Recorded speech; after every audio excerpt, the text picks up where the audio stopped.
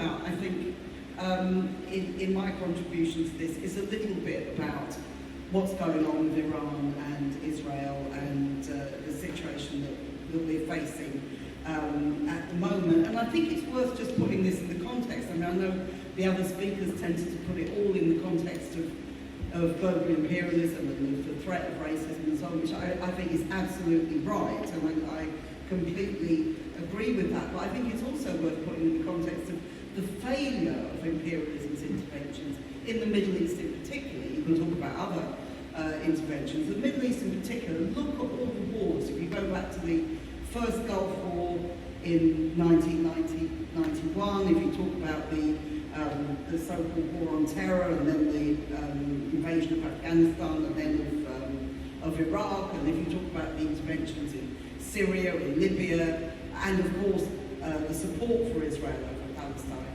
you're talking about a catalogue of failures that have only made the situation in the whole region much, much worse, and which are not going to succeed with this latest war in Iran. The second thing I think is just worth mentioning, and again, I'm sure everybody in the audience is aware of this, but the history of imperialism in Iran itself, including the coup against Mossadegh in 1953, the continued demonising of Iran since the revolution in 1979, is a complete attempt to try to talk about it as a pariah state, whereas actually, if you look at the history of Iran, it actually has a history of industrialization, it has a history of women's education. You would never know this from the sort of propaganda about women all having to wear the veil and so on. In fact, I saw a picture today, somebody sent me from the United States, of a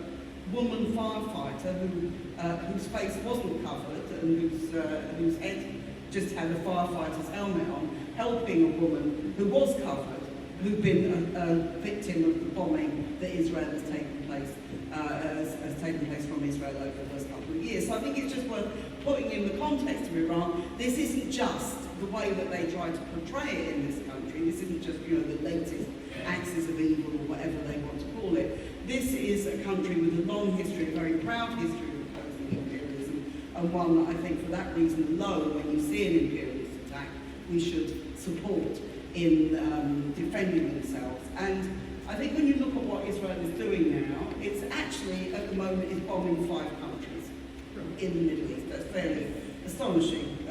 Nobody kind of comments on it much on the BBC or anywhere else. And I think what's absolutely clear about it, and again, other speakers have referred to it, none of this could happen without the role of imperialism in the Middle East itself, but also, of course, the role of imperialism in our own country and in the United States, and the way in which these are very, very connected to what is going on there. So I think that when we look at it, we have to say this would not be happening. It wouldn't be happening without the bombing of Gaza for 18 months. It would not be happening without the impunity that Netanyahu has received from government after government after government. I'm astonished that nobody has suggested, apart from John McDonnell, that the Israeli ambassador should be expelled from this country. Every day she condemns genocide. Now you imagine if that was practically any other country in the world, there would be diplomatic uproar, but no, she invites Labour MPs to her garden parties and all the other things. But anybody who tries to protest outside their house in Swiss Cottage has now been put in an exclusion zone about 3 miles away. That's how democratic this country is. So I think we need to look at the situation with Israel. We need to look as well at Ukraine and the proxy war that NATO is carrying out against Russia in Ukraine. And both of these are drivers of an absolutely reactionary sort of politics internationally and an arms race internationally. Both of these things are going on. 800 billion euros from the European Union to go to arming Ukraine. As previous speakers have said, the amount is being doubled that we're going to be spending on so-called defence in this country at a time when we cannot afford so much in terms of the health service, in terms of education, and in terms of all of those different kinds of things. We've also got a politics which Andrew referred to, which is not fascism anywhere directly in power or not in power. You know, there's a fascist prime minister in Italy, but you know, that's kind of normal these days for parts of Europe. You haven't got whole fascist regimes in power, but what you do have is the move towards the far-right politics, which we're seeing across the world. And when you look at that, we have to see the relationship between imperialism and racism. I think it's very, very important that we look at the role of imperialism creating Islamophobia, which is one of the, I would argue, is the major racism that we face in Europe and in the United States.